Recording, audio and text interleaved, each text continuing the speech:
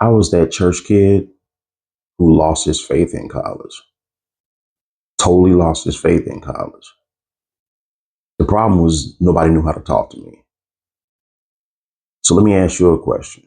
As a parent, and it might be uncomfortable, but is your silence potentially putting your child's faith at risk before they even go away to college? You need to think about it because it may be an uncomfortable conversation, but you need to think about it. By the end of this video, I want to share with you why it is that kids raised in the church walk away from their faith, and the one conversation that every parent should have with their child before they even go away. I grew up in the church. I grew up in a Catholic school. I went to church because of the school made us every week, right? On Sundays, I was in the church. I was confirmed. I was an altar boy. I knew how to pray. I knew the scripture.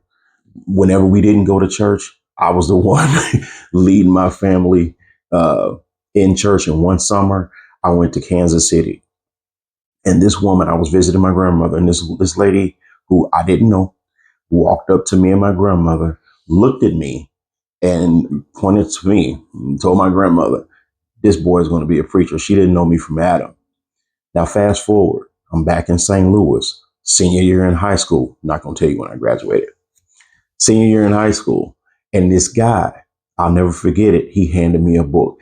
And when he handed me this book, that book changed my life. And it nearly derailed my faith forever, right? I wasn't running from God because that book started this journey that I went on. But I wasn't running from God. I wasn't an atheist. But what it did was that it started helping me answer questions that the church never gave me.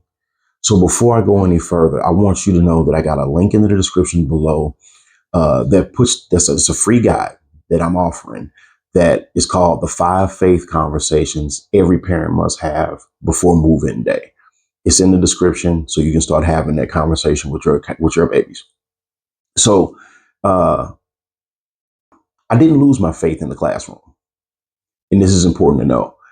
I lost it in community. I lost it with the friends that I had.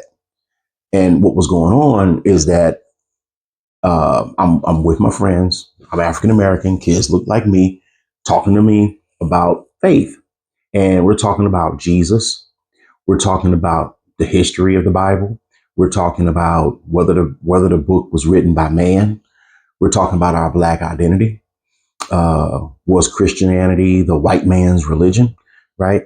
And this, I think what's important here to know is that I didn't think that I was being rebellious, right? That's not how I viewed it.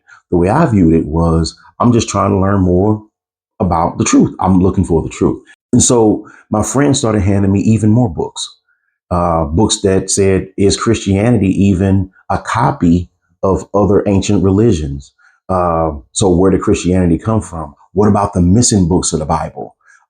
All of this kind of stuff. So book after book after book, my mind started being changed. I can even remember one instance where a professor showed the kids in the room a movie called Zygest. Now, this was some years later, but Zygest, the movie. And for those kids who didn't have a response to that, oh my God. I mean, you can just imagine how it flipped them. And his whole idea was to prove that Christianity was a copy of other faiths.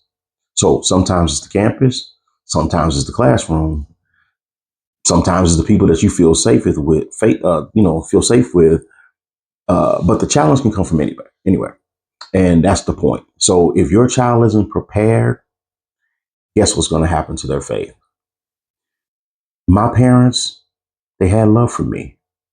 My parents, especially my grandmother and my aunt, they had prayers for me. But you know what they didn't have? A conversation with me. Nobody asked me what I thought. Nobody said, Kevin, let's talk through this. Nobody said, what do you really think about Jesus? How do you really feel? So what happened? I had this friend in college who kept showing up. He stuck around. He sat down. I had questions. I would push back. He would answer. Right. And I can remember one time he stayed with me. He was a football player. He lived in the dorm on campus. And I can remember he stayed with me one night to like 2 in the morning. Right. And then this guy and I were going back and forth. And he's like, what do you think about this? And what do you think about that? And then finally, I said, I put the Bible down. I said, I'm ready. And he looked at me like I had lost my mind. And he said, ready for what? And I said, I'm ready to be saved. And his mouth dropped open. And before I changed my mind, he got me down on my knees and I accepted Christ. That happened not because somebody preached to me.